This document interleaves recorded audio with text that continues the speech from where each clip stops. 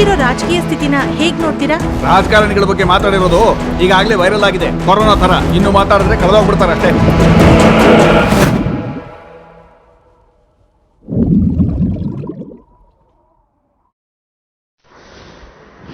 ಮಾನವ ಸಂಬಂಧಗಳ ಸುತ್ತಲಿನ ಕಥೆ ಹೇಳಲಿದೆ ಬಾಡಿಗಾರ್ಡ್. ಪ್ರಭು ಶ್ರೀನಿವಾಸ್ ನಿರ್ದೇಶಿಸಿರುವ ಈ ಚಿತ್ರದ ಪ್ರಮುಖ ಪಾತ್ರದಲ್ಲಿ ಮಠ ಗುರುಪ್ರಸಾದ್, ಮೊಗ್ಗಿನ ಮನಸ್ಸಿನ ಮನೋಜ್ ಈ ಚಿತ್ರದ ನಾಯಕ.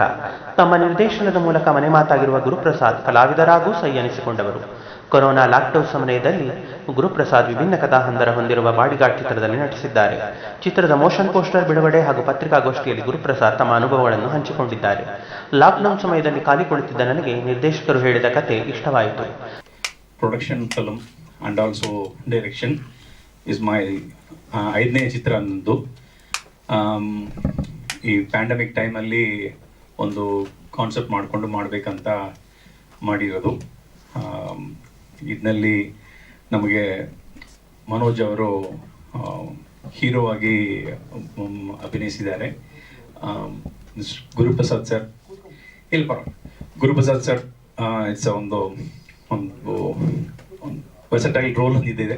ಇದರಲ್ಲಿ ಒಂದು ಮುಖ್ಯವಾದ ಪಾತ್ರ, ವೆರಿ ಇಂಪಾರ್ಟೆಂಟ್ ರೋಲ್ ಅದು ಮಾಡಿದ್ದಾರೆ. ಆ್ಯಂಡ್ ಅದ್ರ ಬಗ್ಗೆ ಎಲ್ಲ ಅವರವರೇ ಹೇಳ್ತಾರೆ. And Karan B Krupa music director. ನಮ್ಮ ಗಣಪ ಇಂದ ನಮಗೆ ಗಣಪ ಕರಿಯಾಟು ಎಲ್ಲ ಫಿಲ್ಮ್ ಇದೆ. ಈ ಫಿಲ್ಮನ್ನು ಅವರೇ ಮ್ಯೂಸಿಕ್ ಮಾಡಿದ್ದಾರೆ. ಉಜ್ವಲ್ ನಮ್ಮ ಫಿಲ್ಮ್ ಎಡಿಟರ್. ಸೊ ಎಲ್ಲ ಒಂದು ಟೀಮ್ ಆಗಿ ಸೇರಿ ಮಾಡಿರೋದು. ಸೊ ನಾನು ಫಸ್ಟ್ ಎಲ್ಲರನ್ನೂ ಮಾತಾಡ್ಬಿಟ್ಟು ಕೊನೆಯಲ್ಲಿ ನಾನು ಏನೇನು ವಿಷಯಗಳು ಮಾತಾಡಬೇಕು ಅದು ಮಾತಾಡ್ತೀನಿ. ಓಕೆನಾ? Thank you sir. First Guru sir. ಎಲ್ರಿಗೂ ನಮಸ್ಕಾರ. ಇದು ಈ ಪ್ಯಾಂಡಮಿಕ್ ಕರೋನಾ ಗಲಾಟೆಗಳು ಇದ್ರ ಮಧ್ಯದಲ್ಲಿ ನಮ್ಗಳಿಗೆಲ್ಲ ಭಾರಿ ತೊಂದರೆ ಇದ್ದಂಥ ಟೈಮು. ನಮ್ಮ ರಂಗನಾಯಕ ಶುರು ಆಗಬೇಕಿತ್ತು, ಅದು ಸಾಂಗ್ ಎಲ್ಲ ರೆಕಾರ್ಡ್ ಆಗ್ತಾ ಇದೆ, ರೆಕಾರ್ಡಿಂಗ್ ಎಲ್ಲ ಮುಗಿಯಿತ್ತು. ಇನ್ನೇನು ಶೂಟಿಂಗ್ ಹೋಗಬೇಕು ಅಂತಿದ್ರೆ PM ಅವರು ಅನೌನ್ಸ್ ಮಾಡ್ತಾರೆ. ಆ ಟೈಮಲ್ಲಿ ಒಂದಷ್ಟು ದಿನ ಖಾಲಿ ಕೂತ್ಕೋಬೇಕಾಗತ್ತೆ. ಆ ನಂತರ ನನ್ನ ಪ್ರಭು ಶ್ರೀನಿವಾಸ್ ಅಪ್ರೋಚ್ ಮಾಡ್ತಾರೆ. ಪ್ರಭು ಶ್ರೀನಿವಾಸ್ ನಂಗೆ ಗೊತ್ತಿರುವಂಥ ಒಳ್ಳೆ ಟೆಕ್ನಿಷಿಯನ್. ಅವರು ಈಸ್ ಎ ವಂಡರ್ಫುಲ್ ಕೊರಿಯೋಗ್ರಫರ್. ಸಾಕಷ್ಟು ತಮಿಳ್ ಚಿತ್ರಗಳು, ಕೆ ಭಾಗ್ಯರಾಜು, AR ರೆಹಮಾನ್ ಸಾಂಗ್ ಎಲ್ಲ ಕೊರಿಯೋಗ್ರಾಫ್ ಮಾಡಿದ್ದಾರೆ ಅವರು.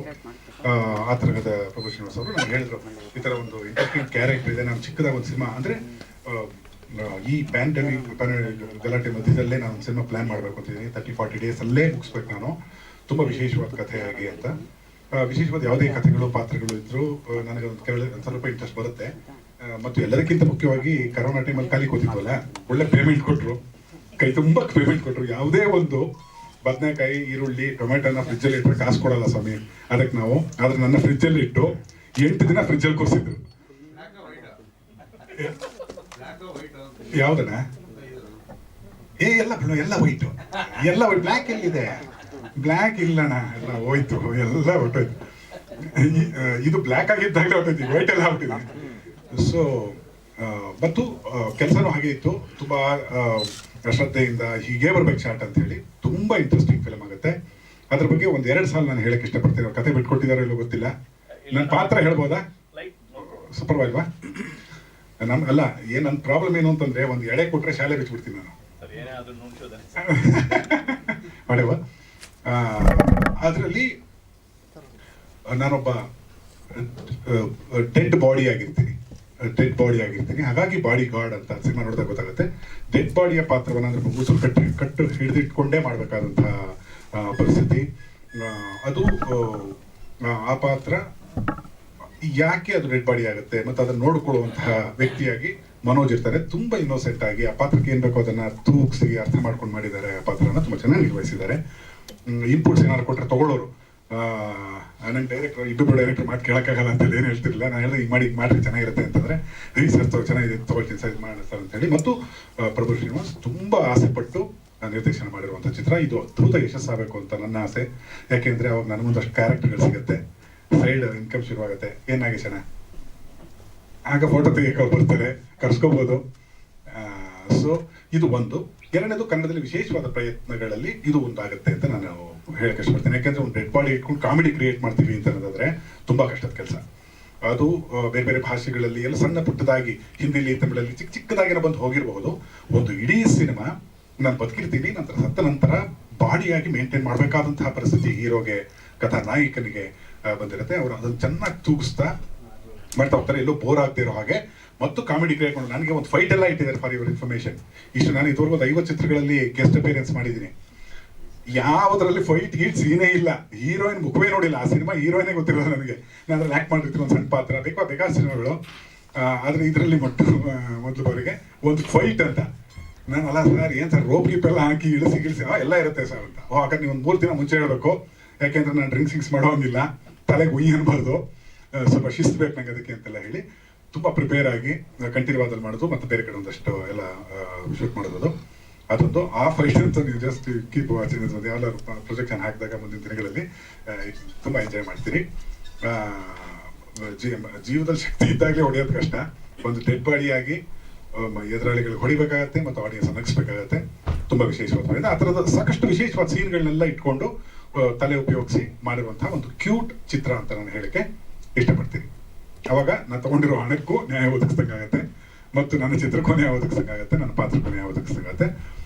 ಇದರಲ್ಲಿ ಸಿನಿಮಾದಲ್ಲಿ ಬರೀ ನಟನೆ ಒಂದೇ ಅಂತಲ್ಲ, ಎಲ್ಲ ವಿಭಾಗದಲ್ಲೂ ಪರಿಶ್ರಮ ಎದ್ದು ಕಾಣುತ್ತೆ.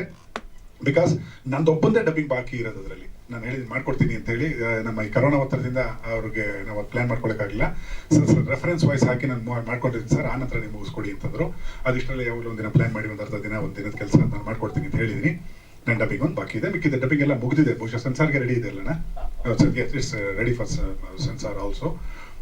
ಇದು ಈ ಚಿತ್ರದ ಇದು ಒಂದು ವಿಶೇಷವಾದ ಅನುಭವ. ಆಲ್ಮೋಸ್ಟ್ ನಾನೊಂದು 11-12 ದಿನ 13 days. Okay, so 13 days continuous ಕೆಲಸ ಮಾಡಿದ್ದು. ಟೀಮ್ ತುಂಬ ಪರಿಚಯ ಆಯಿತು. ಮತ್ತು ಎಲ್ಲದಕ್ಕಿಂತ ಮುಖ್ಯವಾಗಿ ವಿಶೇಷವಾದ ಪ್ರಯತ್ನ ಒಂದು ಈ ವರ್ಷ ಒಂದು ಎಂಟರ್ಟೈನರ್ ಆಗಿ ಬರ್ತಾ ಇದೆ. ನಿಮ್ಮ ಮೂಲಕ, ಮಾಧ್ಯಮ ಮಿತ್ರರ ಮೂಲಕ ಅದು ಕರ್ನಾಟಕ ಪ್ರತಿಯೊಬ್ಬರು ತಲುಪಲಿ ಅಂತ ನನ್ನ ವಿನಮ್ರವಾದ ಕೋರಿಕೆ. Thank you. ಅಲ್ಲ, ಅದು ಬಂತು, ಚರ್ಚೆ ಆಯಿತು. ನಾನಿಲ್ಲಿ ಕಲಾವಿದ ಅಷ್ಟೇ. ಡೈರೆಕ್ಟ್ ಏನು ಹೇಳ್ತಾರೆ ಅವ್ರದ್ದೇ, ಅವ್ರು ಏನು ಫೈನಲ್ ಮಾಡ್ತಾರೆ ಅದು. ಅವರು ಬಾಡಿ ಗಾರ್ಡ್ ಅಂತ ಹೇಳೋಣ, ಸ್ವಲ್ಪ ಇಂಟ್ರೆಸ್ಟಿಂಗ್ ಆಗಿರುತ್ತೆ ಹಾಗೆ ಅಂತ.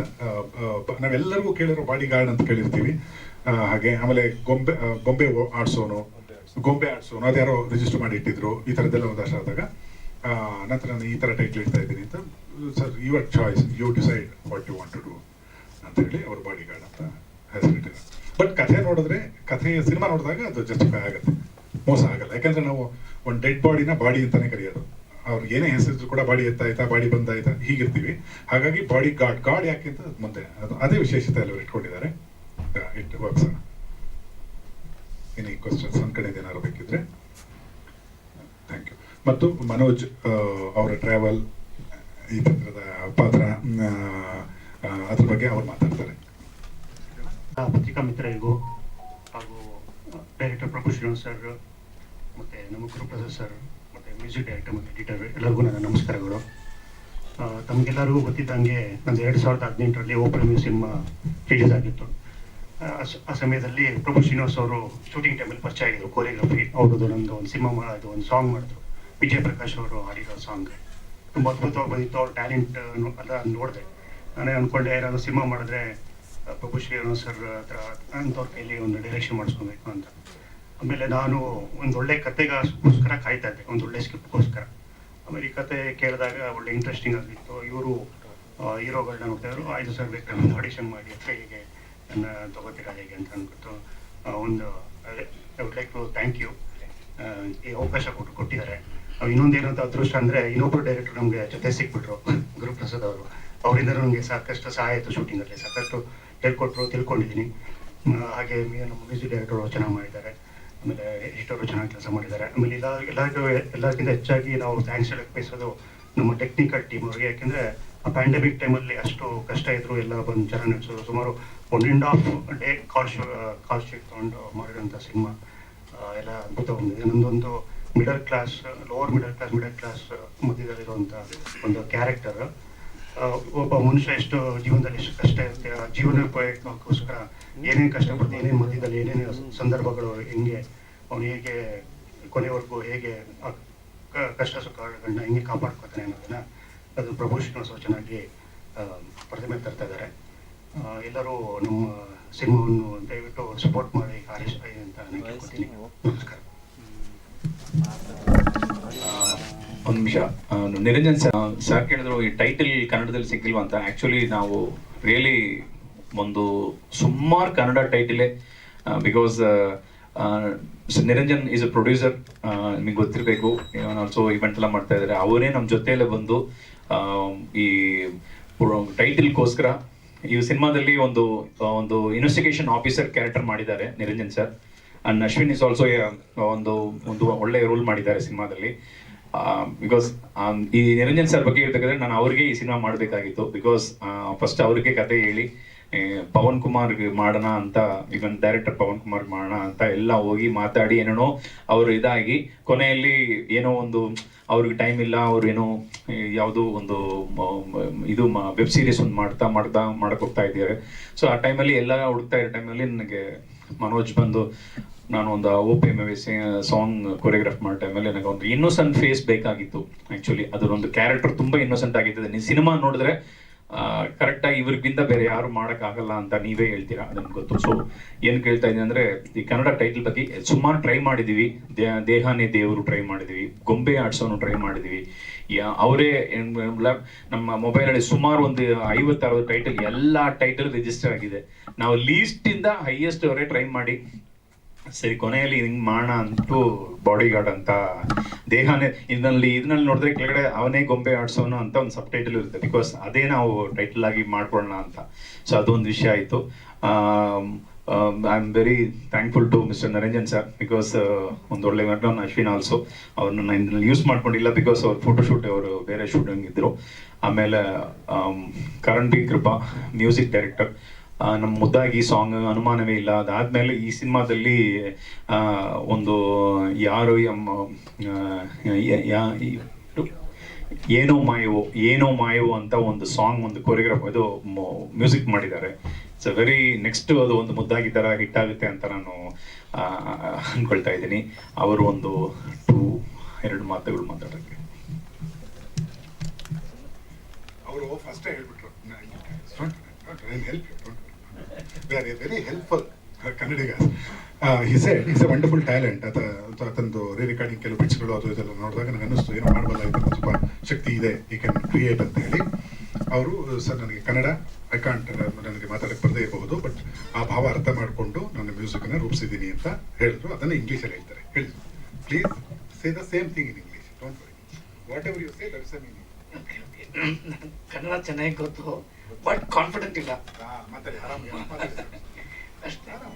ಓಕೆ, ಫಸ್ಟ್ ಫಿಲಿಮ್ ಗಣಪ ಮೂವಿಯಲ್ಲಿ ಮುದ್ದಾಗಿ ನೀನು ಸಾಂಗ್ ತುಂಬ ಹಿಟ್ ಆಗಿದೆ.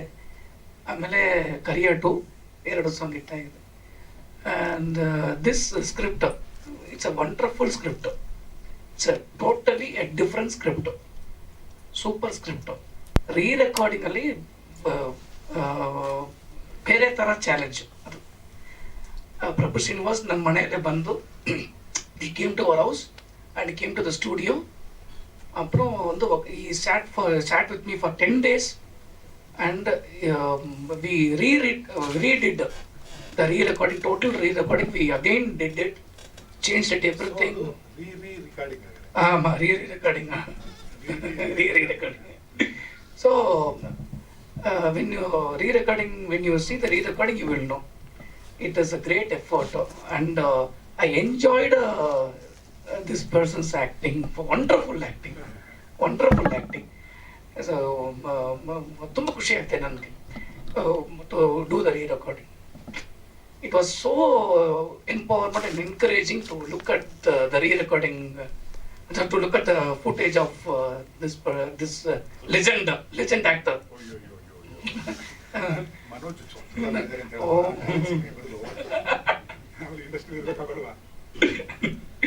So he has done a beautiful job. Yeah. So totally a wonderful, challenging script for re-recording and songs situation also. It was also challenging. Not one or two tunes we did and okay, no, not like that.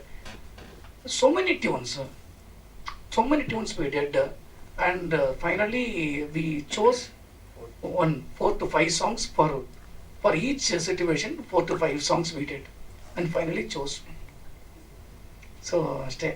Thank you. ನನಗೆ ಚೆನ್ನಾಗಿ ಬರಲ್ಲ Kannada, Sanskrit improve ಆಗಬೇಕು. Thank you. Sir, Guru sir, ಒಂದು ನಿಜ ಹೇಳ್ತೀನಿ ಕೆಲವೊಂದು ವಿಷಯಗಳು. ನಾನು ಫಸ್ಟ್ ಅವ್ರ ಹತ್ರ ಈ ಸಿನಿಮಾ ಕಮಿಟ್ ಮಾಡಕ್ಕೆ ಹೋಗುವಾಗ, ಸರ್ ನಮ್ಮ ಬಗ್ಗೆ ಯಾರು ಏನೋ ಹೇಳ್ತಾರೆ, ನಾನು ಅದೆಲ್ಲ ನಂಬಲ್ಲ, ನಾನು ಬೇಕಾದರೆ ನೀವು ಸ್ವಲ್ಪ ಶೂಟಿಂಗೆಲ್ಲ ಲೇಟಾಗಿ ಬರ್ತೀರಾ ಅಂತ ಹೇಳಿದ್ರು. ನಾನು ಬೇಕಾದ್ರೆ 2 o'clock ಇಟ್ಕೊಳ್ಳ ಸರ್ ಡೈಲಿ, ಬಿಕಾಸ್ ನನಗೆ ಭಯ ಆಗ್ತಾ ಇದೆ ಅಂತ ಹೇಳಿದ್ರು. ಅವರು ಒಂಥರ ಸೈಲೆಂಟ್ ಆಗಿಬಿಟ್ಟು, ನೀವು ಎಷ್ಟು ಗಂಟೆಗೆ ಬರಬೇಕು ಹೇಳಿ ಅಂತ ಹೇಳಿದ್ರು. ಸರ್ ನನಗೊಂದು 10 o'clock ತಾನೆ ಬಿಡಿ ಅಂತ ಹೇಳಿದ್ರು. ಸರಿ, ನಾನು ಫಸ್ಟು ಓಕೆ ನೋಡೋಣ, ಫಸ್ಟ್ ದಿನ ನೋಡೋಣ ಅಂತ. ಆದರೆ 9:30 ಬಂದ್ಬಿಟ್ಟು ಯಾರು ಡೈರೆಕ್ಟ್ ಕರೀರಿ ಅಂತ ಹೇಳಿದ್ರು. ಟೈಮ್ ಏನಾಯ್ತು ಅಂತ ಹೇಳಿದ್ರು. ಸರ್ 9:30. ನೀವು ಎಷ್ಟು ಗಂಟೆಗೆ 10 o'clock ಸಾಕಾ ಅಂತ ಹೇಳಿದ್ರು. ಬಟ್ ಡೈಲಿ ಅದೇ ಥರ ಮೇಂಟೈನ್ ಮಾಡಿದ್ರು. ನಾನು ಟೈಮ್ ಹೇಳ್ಬಿಡ್ತೀನಿ, ಸರ್ ಈ ಟೈಮ್ ಬನ್ನಿ ಅಂತ. ಒಂದು ದಿನ ಹಂಗೆ ಬಟ್ ಟೈಮಿಗೆ ಬಂದರು. ಬಿಕಾಸ್ ನಾನು ಹೀರೋ ಹುಡುಗಕ್ಕೆ ಮುಂಚೆ 2 days ವಿತೌಟ್ ಹೀರೋನೇ ಶೂಟ್ ಮಾಡಿದ್ದೀನಿ. ಬಿಕಾಸ್ ಹೀರೋ ಅಷ್ಟು ಒಂದು ಹುಡುಕಾಟ ಆಗಿ ಕೊನೆಯಲ್ಲಿ ನಮಗೆ ಮನೋಜ್ ಬಿಕಾಸ್ ಫೇಸಸ್ ನನಗೆ ಅದು ತುಂಬ ಒಂದು ಇನ್ನೋಸೆಂಟ್ ಫೇಸ್ ಬೇಕಾಗಿತ್ತು. ಸೊ ನಾನು special thanks to Guruprasad sir and Manoj and Niranjan sir ತುಂಬ ಸಪೋರ್ಟ್ ಮಾಡಿದ್ರು ಈ ಸಿನಿಮಾಗೆ. ಬಿಕಾಸ್ ನಿಜವಾಗಿ ಹೇಳ್ಬೇಕಾದ್ರೆ ಈ ಸಿನಿಮಾಗೆ ಫಸ್ಟ್ ನನಗೆ ಅಡ್ವಾನ್ಸೇ ಕೊಟ್ಟರು. ಈ ಕತೆ ಕೇಳಿದ ತಕ್ಷಣ ನನಗೊಂದು ಅಡ್ವಾನ್ಸ್ ಕೊಟ್ಟು, ಪ್ರಭು ನಾವು ಮಾಡಿದ್ವಿ, ಡೆಫಿನೆಟ್ಲಿ ಮಾಡ್ಕೊಳ್ಳಿ ಅಂದ್ಬಿಟ್ಟು ಅವರೇ ಹೋಗಿ ಪವನ್ ಕುಮಾರ್ ಎಲ್ಲ ಮಾತಾಡಿ ಎಲ್ಲ ಹೋಗಿ ಕೊನೆಯಲ್ಲಿ ಒಂದು ಕೊರೋನಾ ಪ್ಯಾಂಡಮಿಕ್ ಅದೆಲ್ಲ ಆಗಿ, ಸರ್ ನಾನು ಏನು ಮಾಡೋದಂತ ಸೊ ನಾನು ಇದು ಬಿಟ್ಟೇ ಮಾಡೋದು, ಇದೆಲ್ಲ ಫಿನಿಶ್ ಆದಮೇಲೆ ನಾನು ಮಾಡೋಕ್ಕಾಗುತ್ತೆ, ಇಲ್ಲ ಸರ್ ನಾನೇ ಮಾಡಬೇಕಂತ. ಸರಿ ಹಾಗೆ ನೀವು ಮಾಡ್ಕೊಳ್ಳಿ, ನೋ ಪ್ರಾಬ್ಲಮ್ ಅಂತ ಹೇಳಿದ್ರೆ. ಬಟ್ ಅದಕ್ಕೋಸ್ಕರ ನಾನು ಅವ್ರಿಗೋಸ್ಕರ ಒಂದು ಕ್ಯಾರೆಕ್ಟರ್ ಸೃಷ್ಟಿ ಮಾಡಿ ಅವ್ರು ಮಾಡಿದ್ದೀನಿ. ಅವರು 1-2 ಮಾತು ಹೇಳ್ತಾರೆ. Thank you. Thank you. ಇಲ್ಲಿ ಇರೋ ಕೆಲವರಿಗೆ ನಾನು ಈವೆಂಟ್ ಮ್ಯಾನೇಜರ್ ಆಗಿ ಗೊತ್ತು, ಪ್ರೊಡ್ಯೂಸರ್ ಆಗಿ ಗೊತ್ತು. ಈ ಕತೆ ಪ್ರಭು ಶ್ರೀನಿವಾಸ್ ಅವ್ರು ಬಂದು ಹೇಳಿದಾಗ ಈ ಜಸ್ಟ್ ಗೇಮ್ ಮಿ ಅ ಜಸ್ಟ್ ಅಂದರೆ 1 ಲೈನಲ್ಲಿ ಕತೆ ಹೇಳಿದ್ರು. That it self was very interesting, ತುಂಬ ಚೆನ್ನಾಗಿ ಅನ್ನಿಸ್ತು.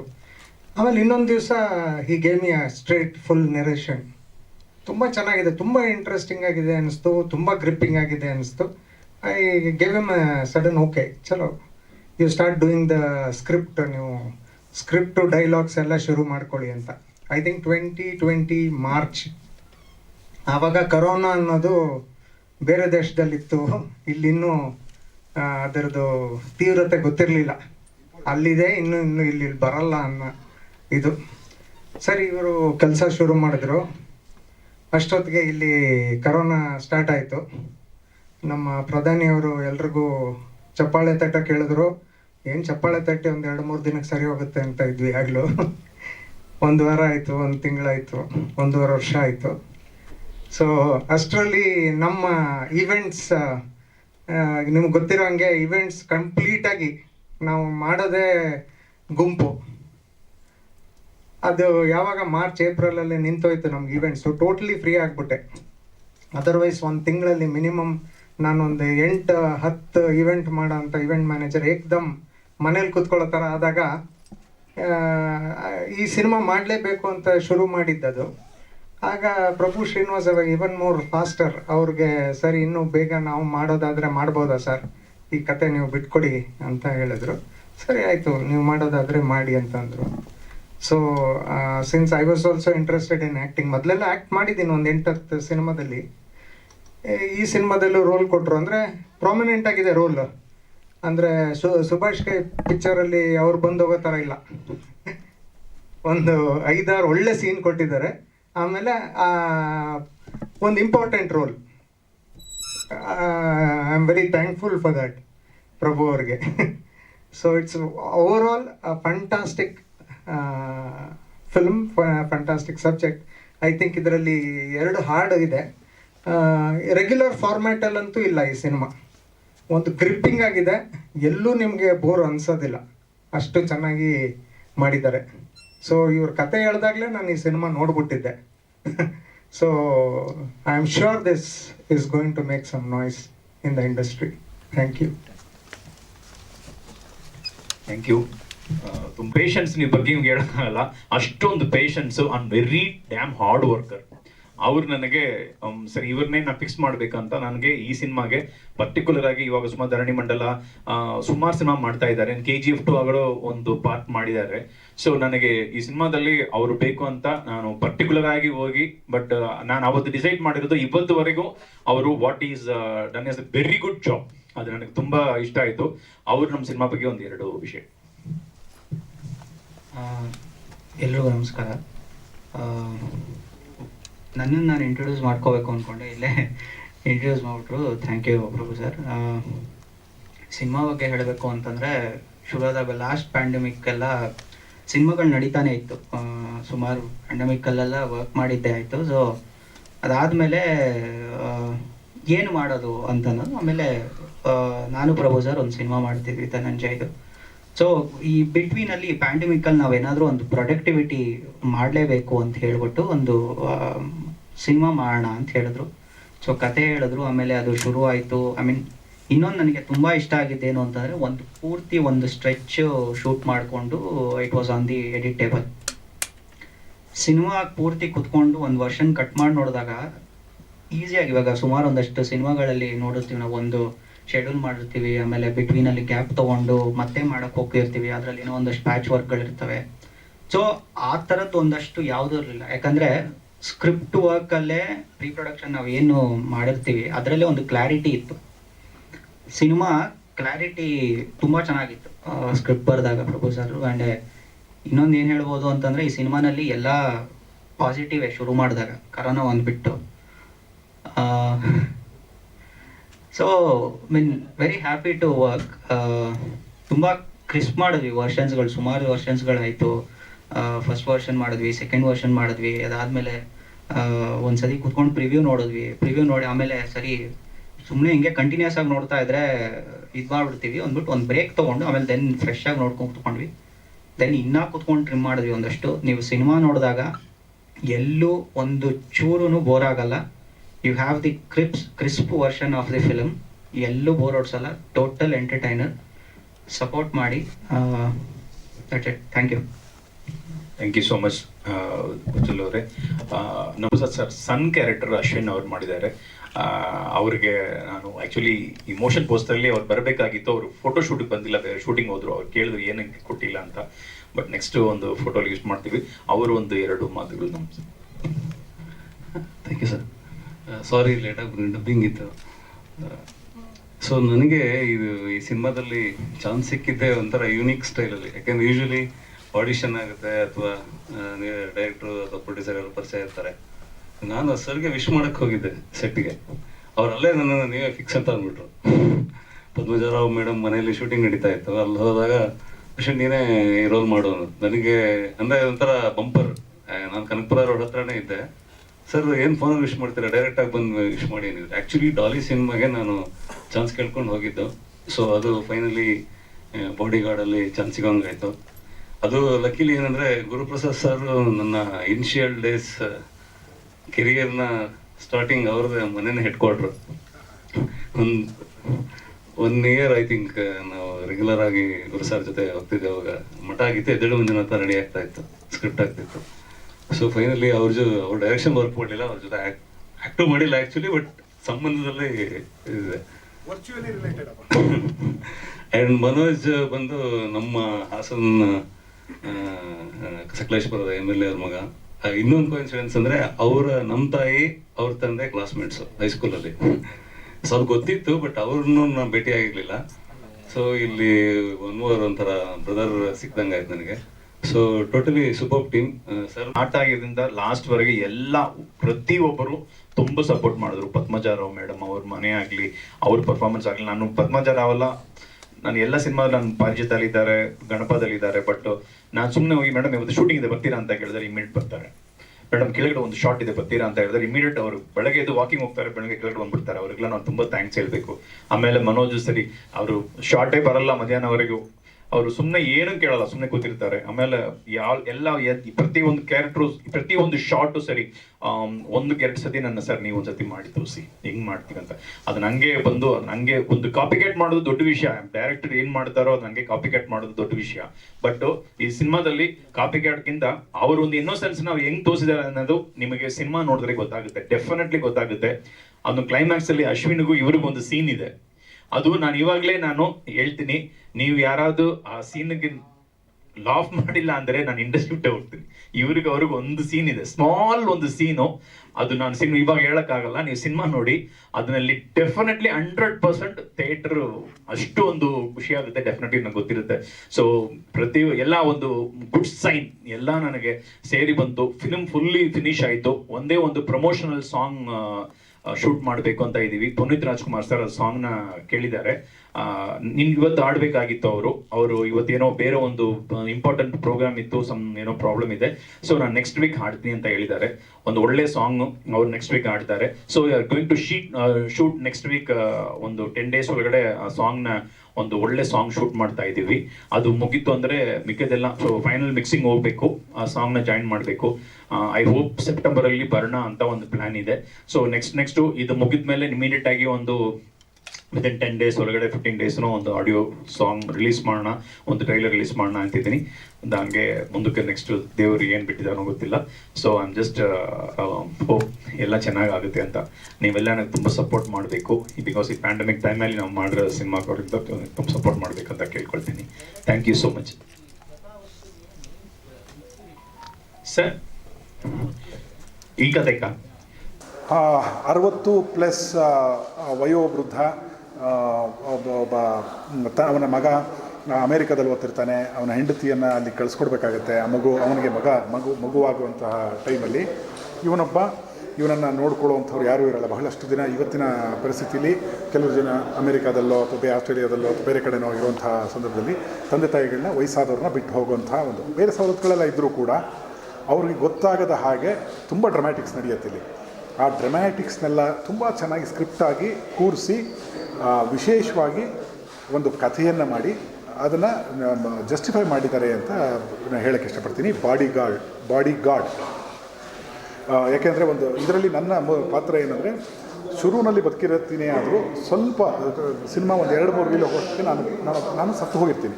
ಸತ್ತು ಹೋದಂಥ ಬಾಡಿ ಅಂತ ನಾವೇನು ಕರಿತೀವಿ, ಏನೇ ಹೆಸರಿದ್ರು ಕೂಡ ಬಾಡಿ ಬಂತ, ಬಾಡಿ ಹೋಯ್ತಾ, ಈ ಥರ ಅಂತ.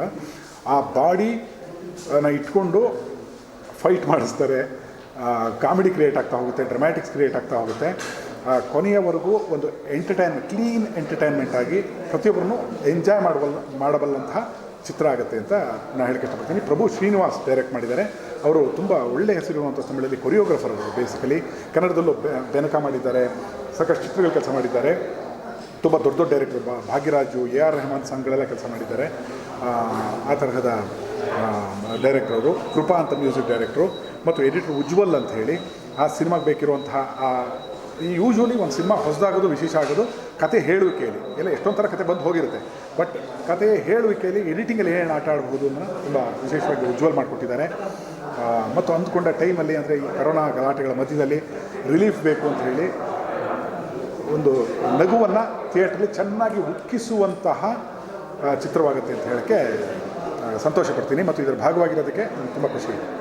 ಸದ್ಯದ ಬೆಳವಣಿಗೆ ಬಗ್ಗೆ ನಿಮ್ಮ ಪ್ರತಿಕ್ರಿಯೆ. ಈ ಥರ ಚಿತ್ರರಂಗದಿಂದ ಈಗಾಗಲೇ ನೀವು ನೋಡಿರ್ಬೋದು, ನೀವು ಆಗಲೇ ಹೇಳಿದಾಗೆ ತೆಲುಗು ತಮ್ಮ ಬೇರೆ ಭಾಷೆಯಲ್ಲಿ ಕೊರೋನಾ ಇದ್ರೂ ಕೂಡ OTT ಪ್ಲಾಟ್ಫಾರ್ಮಲ್ಲಿ ಸಿನಿಮಾಗಳು ಸಕ್ಸಸ್ ಕಾಣ್ತಾ ಇದ್ದಾವೆ. ಕನ್ನಡದಲ್ಲಿ ಆ ಥರ ಬೆಳವಣಿಗೆಗಿಂತ ಈ ಥರ ವಿಚಾರಗಳೇ ಜಾಸ್ತಿ ಆಗಿದೆ. ನೀವೊಬ್ಬರು ಹಿರಿಯ ನಿರ್ದೇಶಕರಾಗಿ ನಿಮ್ಮ ನಿಲುವೇನು? No comments. ನಾನು ಖಂಡಿತ ಉತ್ತರ ಕೊಡಲ್ಲ.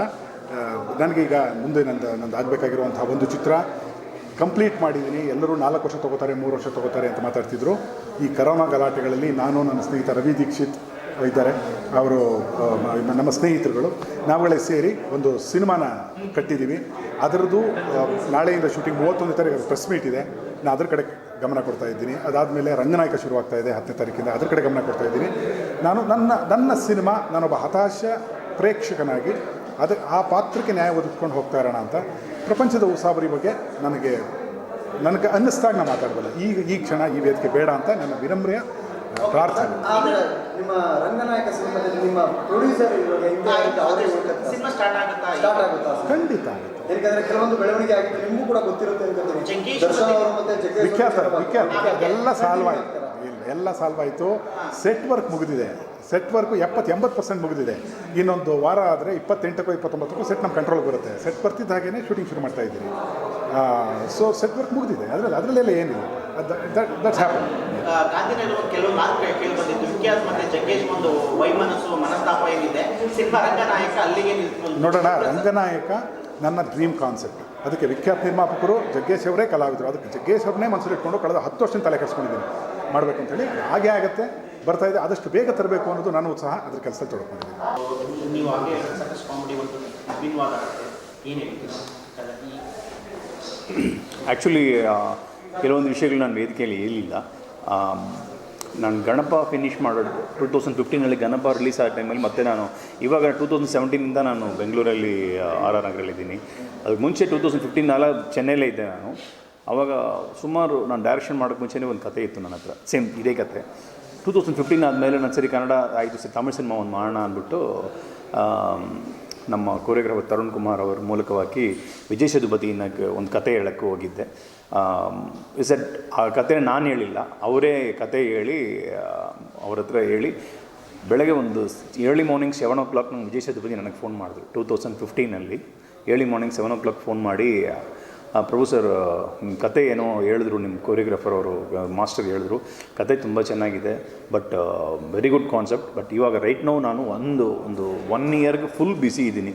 ಸೂದುಕವು ಸುಮಾರು ಸಿನಿಮಾ ಮಾಡ್ತಾಯಿದ್ದೀನಿ. ಸೊ ಆ ಸಿನಿಮಾ ನನಗೆ ಇಷ್ಟ ಆಗಿದೆ, ಬಟ್ 1 ಇಯರ್ ನಾವು ನಿಮ್ಮನ್ನು ವೆಯ್ಟ್ ಮಾಡೋಕ್ಕೆ ನನಗಿಷ್ಟ ಇಲ್ಲ. Because you are doing Kannada films and next film ಕರಿಯಾಟು ಬೇರೆ ಸೈನ್ ಮಾಡಿದ್ದೀರ ಅಂತ ಹೇಳಿದ್ರು. ಸೊ ನೀವು ಅದು ಮಾಡ್ತಾಯಿರಿ, ನಾನು ಅದಾದಮೇಲೆ ನನಗೆ ಸಿಕ್ತು ಅಂದರೆ ನನ್ನ ಮೈಂಡಲ್ಲಿ ಇಟ್ಕೊಂಡು ನಾನು ಕರಿತೀನಿ ಅಂತ ಹೇಳಿದ್ರು. ಇದು ನಿಜ. ಆ ಟೈಮಲ್ಲಿ ಸರಿ ಆಯಿತು ಅಂದ್ಬಿಟ್ಟು ವಿಜಯ್ ಸೇತುಪತಿ ಎಸ್ ವಿಜಯ್ ಸೇತುಪತಿ ಈ ನೋ ದ ಸ್ಟೋರಿ ದಂಡ್ ಅವರಿಗೆ ಸರಿ ಓಕೆ ಅಂದ್ಬಿಟ್ಟು ನಾನು ಆಮೇಲೆ ಕರಿಯಾಟು ಇದೆಲ್ಲ ಆಗಿ ಮತ್ತು ಒಂದು ನೆಕ್ಸ್ಟ್ ಕರಿಯಾಟು ಆದಮೇಲೆ ಬೇರೆ ಡಾಲಿ ಹಿಂಗೆ ಬಂತು. ಅದಾದಮೇಲೆ ಪ್ಯಾಂಡಮಿಕ್. ಆಮೇಲೆ ಈ ಟೈಮಲ್ಲಿ ಏನು ಮಾಡೋಣ ಅಂದ್ಬಿಟ್ಟು ಮತ್ತೆ ನಾನು ಸರಿ ಇಲ್ಲೇ ಫಸ್ಟ್ ಕನ್ನಡದಲ್ಲೇ ಮಾಡೋಣ ಅಂದ್ಬಿಟ್ಟು ನಾನು ಈ ಕಥೆನ ನಾನೇ just produce and myself direct ಮಾಡಿ ನಾನು ಸಿನಿಮಾದಲ್ಲಿ ಒಂದು ಒಳ್ಳೆಯ ಒಂದು ಸ್ಮಾಲ್ ವಿಲನ್ ರೋಲ್ ಮಾಡಿದ್ದೀನಿ ಈ ಸಿನಿಮಾದಲ್ಲಿ. ಸೊ ಈ ಕತೆ ಹಿಂಗೆ ಆಯಿತು. ಸೊ 2015ಇಂದ ಮಾಡ್ಕೊಂಡು ಯೋಚನೆ ಮಾಡಿ ಕೊನೆಯಲ್ಲಿ ಇದು ಮನೋಜಿಗೂ ಅವರಿಗೆ ಆಗಬೇಕು ಅಂತ ಆಯಿತು. ನಾನು actually I was planned Sathyaraj and Vijay Sethupathi ಇಬ್ಬರು ಸೇರಿ ಮಾಡೋಣ ಅಂತ ಒಂದು ಪ್ಲ್ಯಾನ್ ಇತ್ತು. ಅದು ಆಗಲಿಲ್ಲ. ಆ ಟೈಮಲ್ಲಿ ಮೇ ಬಿ ಇದು ಆಗಿ ಇಟ್ಟಾದ ಮೇಲೆ ಅದು ಮಾಡ್ಬೋದು, ಏನೋ ಗೊತ್ತಿಲ್ಲ, ದೇವ್ರ ದಯ ಅಷ್ಟೇ. ಬಾಡಿ ಎಲ್ಲರೂ ಸೆತ್ತ ಮೇಲೆ ಎಲ್ಲರೂ ಅವ್ರನ್ನ ದೇವರು ಅಂತಾರೆ, ಸೆತ್ತವ್ರನ್ನ ದೇವರು ಅಂತ ಹೇಳ್ತಾರೆ, ಆ ಸೋಲ್ನ ದೇವರು ಅಂತ ಹೇಳ್ತಾರೆ. So that is the meaning. ಇದು ಅದಕ್ಕೂ ಮೇಲೆ ಆ ಬಾಡಿನೇ ಅವನಿಗೆ ಗಾಡ್ ಆಗುತ್ತೆ ಅನ್ನೋದು ಒಂದು ವಿಷಯ. ಈ ಬಾಡಿ ಅಂತ ಬಂದಾಗ ಗುರುಪ್ರಸಾದ್ ಅವ್ರ ಮೇನ್ ಹೈಲೈಟ್ ಅಂತ ಹೇಳಿದ್ರಿ, ಬಟ್ ಅವ್ರನ್ನ ಒಪ್ಸೋದು ಅಥವಾ ಈ ಥರ ಎಲ್ಲ ಹೇಗಿತ್ತು? ಬಿಕಾಸ್ ಗುರುಪ್ರಸಾದ್ ಪರ್ಫೆಕ್ಷನಿಸ್ಟ್ ಒಂದು ಕೆಲಸ ಅವ್ರ ಡೈರೆಕ್ಷನಲ್ಲಿ ನೀವು ನೋಡಿದ್ದೀರಿ? ಇಲ್ಲ, ಆ್ಯಕ್ಚುಲಿ ಅದೇ ಸೀನ್ ದ ಥಿಂಕ್ ಕತೆ ಹೇಳುವಾಗ ನಾನು ಅವ್ರ ಹತ್ರ ಸರ್ ಇದು ಒಂದು ವಿಷಯ, ಮಾಮೂಲಿ ನೀವು ಜಾಸ್ತಿ ಸಿನಿಮಾದಲ್ಲಿ ಎಲ್ಲ ಮಾತಾಡಿ ನಿಮ್ಮ ಎದೋಳಿ ಮಂಜುನಾಯಿಂದ ಮಠದಿಂದ ಎಲ್ಲ ಮಾತಾಡಿ ಆಗಿದೆ. ಸೊ ಈ ಸಿನಿಮಾದಲ್ಲಿ ನೀವು ಮಾತಾಡಲ್ಲ, ಆದರೆ ನೀವು ಮಾತಾಡ್ತೀರಾ ಫಿಲ್ಮಲ್ಲಿ. ಏನು ಅರ್ಥ ಆಗಿಲ್ಲ ಅಂತ ಹೇಳಿದ್ರು. ನೀವು ಮಾತಾಡ್ತೀರಾ ಸರ್, ಆದರೆ ನೀವು ಮಾತಾಡಲ್ಲ, ನಂತರ ಒಂದು ಕಾನ್ಸೆಪ್ಟ್ ಅಂತ ಹೇಗೆ ಅಂತ ಹೇಳಿದ್ರು. ಅದನ್ನು ನಾನು ಇವಾಗ ರಿವೀಲ್ ಮಾಡೋಕ್ಕಾಗಲ್ಲ, ಬಿಕಾಸ್ ಅವ್ರು ಮಾತಾಡಲ್ಲ, ಅವ್ರು ಮಾತಾಡ್ತಾರೆ ಅನ್ನೋದು. ಸೊ ಅದನ್ನು ವಿಷಯ ಎಕ್ಸ್ಪ್ಲೇನ್ ಮಾಡಿದೆ. ಹಿಂಗ ಅಂತ ಹೇಳಿದ್ರು. ಸರಿ ಆಯಿತು ಮಾಡೋಣ ಅಂದ್ಬಿಟ್ಟು ಆಮೇಲೆ ಒಂದು 10 days ಒಂದು 7 days ಅವರು ಫ್ರಿಡ್ಜ್ ಒಳಗಡೆ, ಬಿಕಾಸ್ ಮೋಷನ್ ಪೋಸ್ಟಲ್ಲಿ ನೋಡಿರ್ತೀರಾ. Actually I was plan this script to Anantnag sir. ಈ ಕ್ಯಾರೆಕ್ಟರ್ ಅನಂತ್ನಾಗ್ ಸರ್ ಮಾಡಬೇಕು ಅಂತ ನಾನು ಯೋಚನೆ ಮಾಡ್ತಾಯಿದ್ದೆ. ಅವ್ರ ಹತ್ರನೇ ಟ್ರೈ ಮಾಡಬೇಕು ಅಂತ ಇದೆ. ಬಟ್ ಅವರು ಈ ಟೈಮಲ್ಲಿ ಯಾವುದು ಸಿನಿಮಾ ಮಾಡಲ್ಲ, ಈ ಕೊರೋನಾ ಟೈಮಲ್ಲಿ ಯಾವುದು ಸಿನಿಮಾ ಮಾಡಲ್ಲ ಅಂತ ನನಗೆ ವಿಷಯ ಬಂತು. ನಾನು ಅವ್ರ ಹತ್ರ ಕಾಂಟ್ಯಾಕ್ಟ್ ಮಾಡೋಕ್ಕೋಗಿಲ್ಲ. ಬಟ್ ಅವ್ರ ಹತ್ರ ನಾನು ಟ್ರೈ ಮಾಡೋಕ್ಕೆ ಹೋಗುವಾಗೆಲ್ಲ ಹೇಳಿದ್ರು, ಈ ಥರ ಅವರು ಮಾಡಲ್ಲ, ಇವಾಗ ಮನೆಯೊಳಗಡೆ ಇದ್ದಾರೆ, ಬರಲ್ಲ ಅಂತ ಹೇಳಿದ್ರು. ಬಟ್ ನನಗೆ ಇದು ಮಾಡಲೇಬೇಕು, ಈ ಟೈಮಲ್ಲಿ ನನಗೆ ಮಾಡಿದ್ರೆ ಚೆನ್ನಾಗುತ್ತೆ ಅಂದ್ಬಿಟ್ಟು ಸರಿ ಯಾರು ಮಾಡೋಣ ಅಂದಮೇಲೆ ನಮ್ಮ ಅಸಿಸ್ಟೆಂಟ್ ಡೈರೆಕ್ಟರ್ಸ್ ಟೀಮೆಲ್ಲ ಇದ್ದಾರೆ ಅವರೆಲ್ಲ ಏನು ಹೇಳಿದ್ರು, ಸರ್ ನಾನು ಒಂದು ಆಪ್ಷನ್ ಹೇಳ್ತೀನಿ ಎಂದು ಬೇರೆಯವರು ಹೇಳಿದ್ರು, ದಡ್ಡಣ್ಣ ಅವರು ಇವರು ಏನೇನೋ ಹೇಳಿದ್ರು, ಬೇಡ ಆಮೇಲೆ ಗುರುಪ್ರಸಾದ್ ಹೇಗೆ ಅಂತ ಹೇಳಿದ್ರು. ಸರಿ ಗುರುಪ್ರಸಾದ್ ಚೆನ್ನಾಗಿರ್ತಾರೆ, ಇವಾಗ ಲುಕ್ಸ್ ಎಲ್ಲ ನೋಡಿ ಅಂತ ಹೇಳಿದ್ರು. ಲುಕ್ಸ್ ಎಲ್ಲ ನೋಡಿದ್ಮೇಲೆ ಆಮೇಲೆ ಕೆಲವೊಂದು ಹೇಳಿದ್ರು, ಸರ್ ಅವ್ರನ್ನ ಸ್ವಲ್ಪ ಕೆಲಸ ಎಲ್ಲ ಅವ್ರು ಮಾಡೋದು ತುಂಬ ಕಷ್ಟ, ಬೇರೊಬ್ಬರು ಡೈರೆಕ್ಟರ್ಗಳ ಹತ್ರ ಬಂದವರು ಟೈಮಿಂಗ್ ಅದೆಲ್ಲ ಹೆಂಗೆ ಸರ್, ಅವ್ರು ಆಗಿರ್ತಾರ ನೀವು ಕೇಳಿ, ಅವ್ರು ಅಡ್ಜಸ್ಟ್ ಆಗಿತ್ತು ಅಂದರೆ ಮಾಡಿದ್ರು. ನಾನು ಹೋಗಿ ಅದನ್ನೇ ಹೇಳಿದ್ನಲ್ಲ ಅವ್ರ ಹತ್ರ, ಸರ್ ಈ ಥರ ವಿಷಯ ಇದೆ, ತುಂಬ ಕಡಿಮೆ ಟೈಮಲ್ಲಿ ಮಾಡ್ತಾಯಿದ್ದೀನಿ, ಮಾಡೋಕ್ಕಾಗುತ್ತಾ ಅಂತ. ಆಯಿತು ಮಾಡಿಕೊಡ್ತೀನಿ, ಏನು ತೊಂದರೆ ಇಲ್ಲ ಅಂದರು. ವೆರಿ ಕರೆಕ್ಟಾಗಿ ಕೆಲಸ ಮಾಡಿಕೊಟ್ರು. ಇನ್ನೂ ಒಂದು ಡಬ್ಬಿಂಗ್ ಮಾತ್ರ ಅದೊಂದು ಬ್ಯಾಲೆನ್ಸ್ ಇದೆ, ಅದು ಮಾಡಿಕೊಡ್ತಾರೆ. ಬಟ್ ಇದೊಂದು ಒಳ್ಳೆ ಅವ್ರಿಗೊಂದು, ಬಿಕಾಸ್ ನನಗೆ ಗೊತ್ತು ಇದು ಒಂದು ಫಂಕ್ಷನ್ ಇದೆಲ್ಲ ಅವ್ರಿಗೆ ಒಂದು ಒಳ್ಳೆ ಹೆಸರು ಬರುತ್ತೆ ಅಂತ. ಈವನ್ ಆಲ್ಸೋ ದಟ್ ಮನೋಜ್ ಅವರು ಒಂದು ಒಳ್ಳೆ ಇವತ್ತು ಒಂದು ಇನ್ನೋಸೆಂಟ್ ಫೇಸು ಸಿನಿಮಾಲಿ ಬೇಕಾಗಿತ್ತು. ಅದು ನಿಮಗೆ ಸಿನಿಮಾ ನೋಡಿದ್ರೆ ಗೊತ್ತಾಗುತ್ತೆ, ಯಾವುದೇ ರಿವೀಲ್ ಮಾಡೋಕ್ಕಾಗಲ್ಲ. ಇದೇ ಜಾಸ್ತಿ ರಿವೀಲ್ ಮಾಡಿದ್ದೀನಿ. ಆ್ಯಕ್ಚುಲಿ ಐ ಆಮ್ ಪ್ಲಾನಿಂಗ್ ಸೆಪ್ಟೆಂಬರಲ್ಲಿ ರಿಲೀಸ್ ಮಾಡೋಣ ಅಂತ ಒಂದು ಪ್ಲ್ಯಾನ್ ಇದೆ. ಸೊ ಎಲ್ಲ ಥಿಯೇಟರ್ಗಳು ಸಂಗತಿಗಳು ಎಲ್ಲ ನೋಡಿಕೊಂಡು ಆಮೇಲೆ ಏನು ಮಾಡೋಣ ಅಂತ ಪ್ಲ್ಯಾನ್ ಮಾಡಿ. Thank you so much. Thank you. ಅಭಿನಯಿಸಿದ್ದೀವಿ. ನನ್ನ ಈ ಸಿನಿಮಾದಲ್ಲಿ ನನ್ನ ಹೆಸರು ವಾಸು ಅಂತ.